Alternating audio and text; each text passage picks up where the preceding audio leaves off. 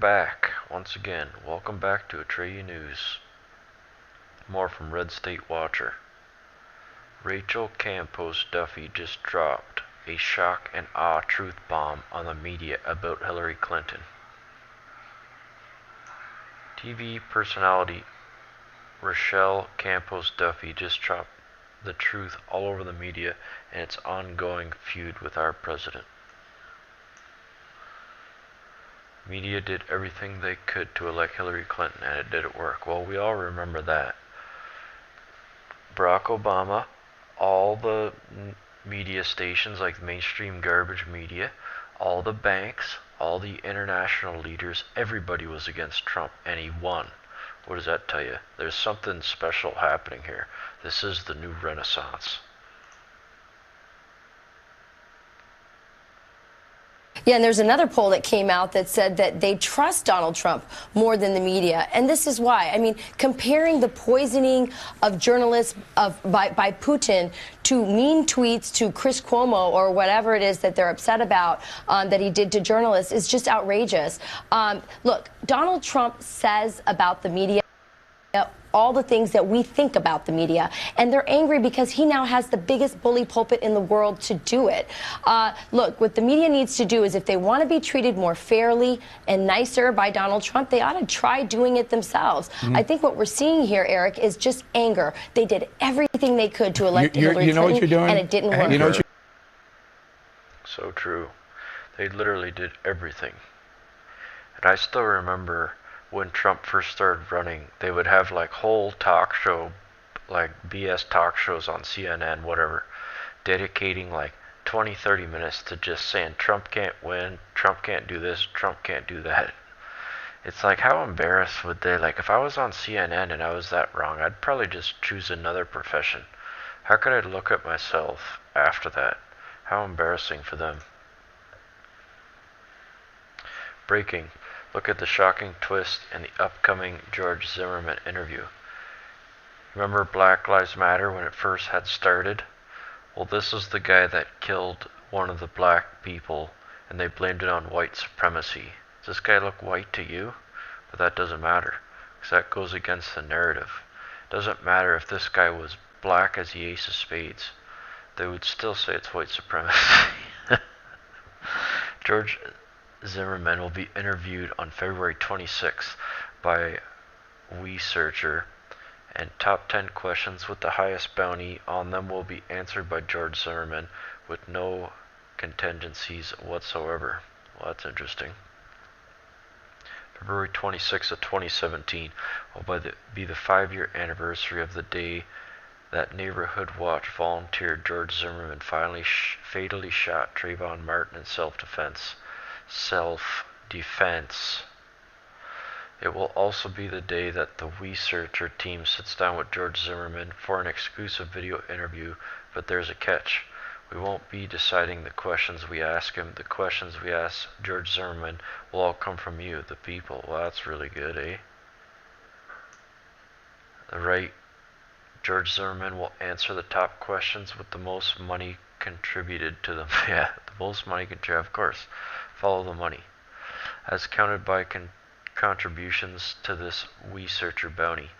To ask your questions, simply make a contribution to this bounty and write your question in the message box when prompted. Well, that's kind of fascinating, but that won't stop big corporations from infiltrating stuff like that, posing as regular civilians to push their agenda. I've seen it happen before. 5 years, eh? Has it been that long already? Time just goes by so quick. A new civil war between the states is starting. Look what's causing it. Let me guess, California had something to do with it. A number of the states have started to introduce legislation that blocks their own state funding to sanctuary cities. A line in the sand has been drawn between states that support the protection of illegal immigrants and those that oppose it. Now, why in the right mind would you ever protect something like that? They broke the law. They broke the law, and there's retarded people that were born in America who wish to protect these people. And I'm sorry to say, like, a lot of them are mainly white people, judging on what I can see. I'm not sure, but it appears there's like a mental illness that's come over a large percentage of Western civilization. Perhaps the GMOs had something to do with it? FoxNews.com reports a number of GOP states have moved to introduce legislation to block their own state funding to so-called sanctuary cities. The move comes in conjunction with President Donald Trump's executive order to block federal funding to cities that refuse to comply with federal immigration authorities. These states include Idaho, Texas, Iowa, Michigan, Ohio, Tennessee, Florida, North Carolina, and Pennsylvania. Cities nationwide including New York City, Chicago, Philadelphia, New Orleans, Boston, Baltimore, and Washington, D.C. have all adopted sanctuary cities.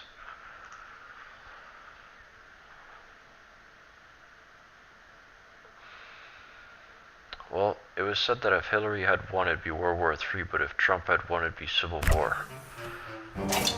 Every year, a dishwasher cleans up to 8,000 dirty items.